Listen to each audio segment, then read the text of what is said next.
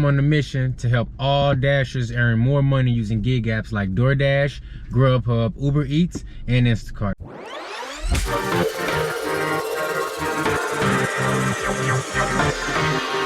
In today's video, we're gonna talk about a very, very important topic: how to spot no tip orders. One of my mottos is no tip, no trip. You know, I got it from my boy Pedro. I'm not gonna sit up there and act like I'm the one that invented it.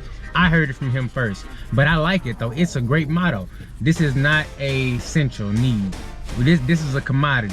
Getting McDonald's, getting Chick-fil-A, getting any fast food or your groceries delivered to your house is a commodity. Therefore, you should tip appropriately. So in this video, we're gonna talk about how to spot no tip orders and low tip orders. Let's get into it. So we got an order right here, $4.75 for 11 miles. So for an experiment, I'm gonna go ahead and accept this one and show you guys. It is a low tip order for 11 miles. DoorDash pays $4.75. So for higher mile orders, there's higher base pay. So for 11 miles, I'm pretty sure that's all base pay. $4.75 would be, you know, all base pay on an $11 order. So typically if it's under 4 or 5 miles, it'll be $2.50 base pay, and each time one of the orders is declined, it raises by 25 cents. So in this case, that order was all base pay because it was over 10 miles. The maximum they will pay you in distance for a food delivery order in my market is $4.75. No tip, no trip.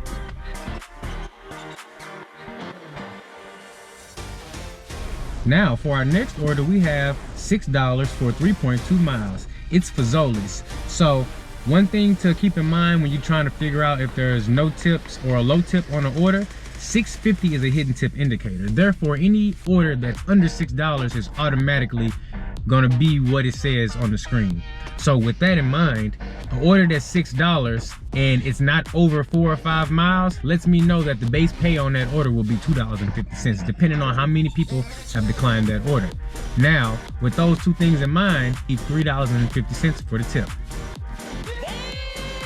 So for our next order, we have crumble cookies. It's $5 for 7.5 miles, one item.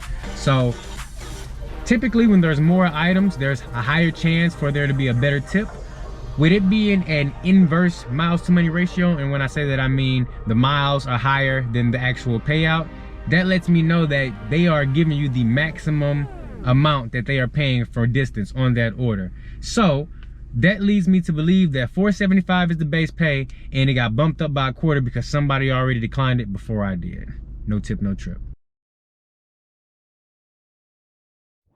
For our next order, we have $7.50 for 5.2 miles, 2 items at Panda Express. Now Panda Express isn't super expensive, so that could just be a drink in a bowl, a platter and a drink.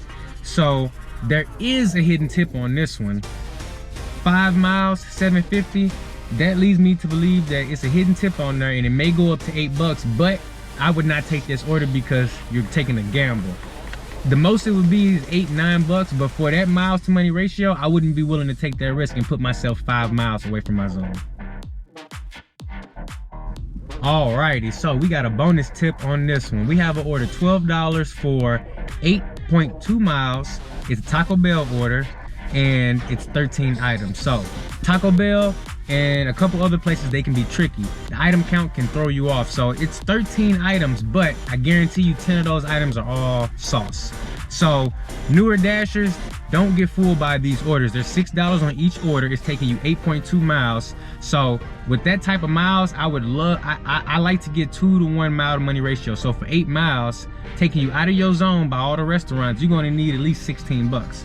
Don't take a $12 order hoping that there's $4 in hidden tips. You have to treat this like a business, and you can't take the risk of being negative on a drive and driving 8 miles out of your zone. By the time you get back, it may not even be any orders left, so don't take these. So all of those orders that you saw were orders that either had no tip or a very, very low tip on them. And to all my beginning Dashers out there, this goes for DoorDash, Uber Eats, and Grubhub. If there's no tip on there, don't waste your time. like I said, this is not an essential thing. This is a commodity. You know, we deserve to be tipped appropriately, just like people deserve to get their food on time, hot, not cold. So, you know, just don't take those orders. I'm on a mission to help new Dashers earn more money. And the first step is to not take these. I'll catch you in the next one. And if you enjoyed that, check out this video right here because there's a lot of great tips in there.